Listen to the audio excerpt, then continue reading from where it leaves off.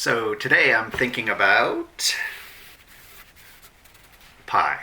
And I use Pi to remind myself of the order in which I use my cartooning tools. P-I-E. The P, of course, stands for the pencil. And I always start drawing with a pencil because I can adjust my drawings then. Maybe this Pi needs somebody holding it. I'm thinking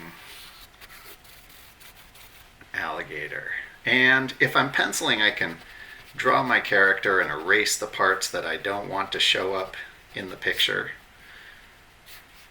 Maybe I'll tuck that mouth. Oh, actually, I'll open the mouth even wider and put a tongue coming out. And I'll erase these pencil parts because this is a hungry alligator. There we go. And I can bring this alligator around, bring this tail around. If I don't want the tail quite like that, I can change it. Pencil's great that way. But the thing with pencil is it's hard to see from a distance, or if you try to make copies, it's just not going to come out very well.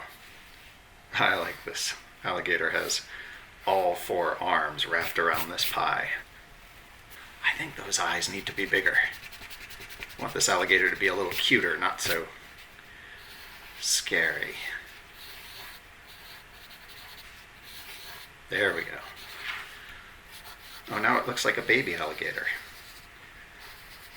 Penciling, for me, I kind of discover what the picture is as I pencil. Now, once I have it roughed out approximately how I want it, then I'm going to switch to the eye, which is the inking phase. And then I'll go over my pencil lines with a thin line pen or even a thick line marker. However, there's actually a fourth step, so P-I-E. There's a fourth step right here. And usually I'll bring my drawing to somebody and I'll ask them to read it to me and tell me what they see. And if they see an alligator or even a crocodile here, I'll be happy with it. If they say, oh, it looks like a cat playing with a ball of yarn, I know I have some more work to do, right? Okay, so let's imagine we've done that. We've penciled our picture. I've gotten some feedback. Now I'm ready to ink.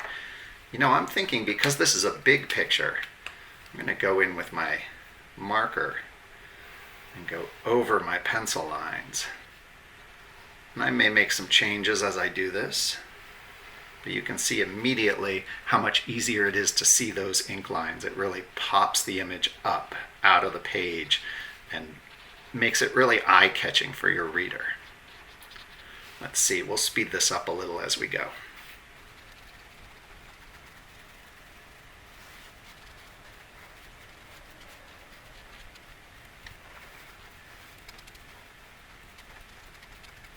Of course, I don't actually ink this fast. I'm speeding up the video just to save some time for this short tutorial. Now you can see as I'm inking with this marker, I'm making some changes to the picture. I'm not following the pencil lines exactly. That's part of the fun of inking. The picture may still change, but if I want to change something major, I'll probably go back to penciling and pencil it out to make sure it looks about right.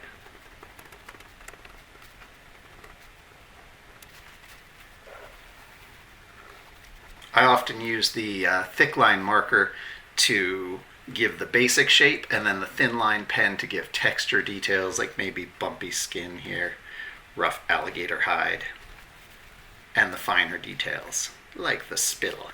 I think I will go back with this marker and darken in that mouth. Actually, I'll test it with the pencil to make sure that's what I want.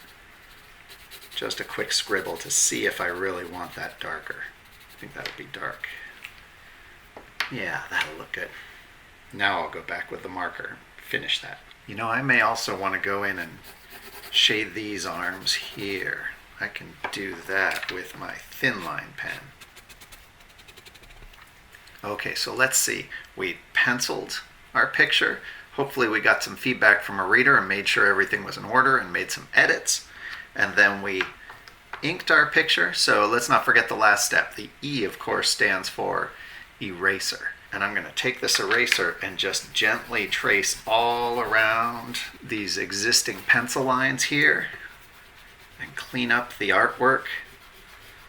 It's kind of hiding your trail so nobody sees all the mistakes and tries you might have made as you drew this. All the edits you made in the penciling phase. That all disappears and you're left with exactly what you want to be the final product.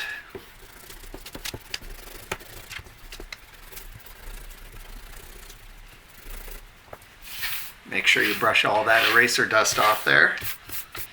And there you go, P.I.E, pencil ink erase, and don't forget that secret fourth step of getting some feedback. I think you'll find this process will help you do your best work, and your readers will really appreciate that you did it, even if they won't really be aware of all the steps involved. Good luck with it, and enjoy your comics.